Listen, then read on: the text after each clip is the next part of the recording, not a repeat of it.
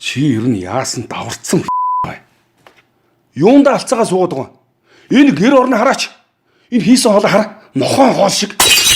Юу ч чадахгүй эргүү амтэн. Чамд ер нь хийж чаддаг юм юу байгаа? Хүүхд суулна, гэрээс хараа яана. Чам. Би энэ гэрийн эзэн байна. Би энэ гэрийг өнөөдөр авч явж хамаг имийг чинь бэлдэж байна хөөе. Чи одоо саачих гээд байгаа. Аачих гээд байгаа юм бэ? Хаана шинтэг гээд байгаа.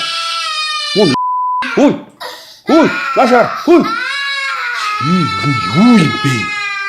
Чамайг надаас өөр хэн тоох юм? Чи эндээс гараад хайчих юм. Чамд очих газар байхгүй шүү дээ. Ойтойхон байхгүй л алын шин мэдв. Хөөе. За танд муухай юм сонссон бол уучлаарай.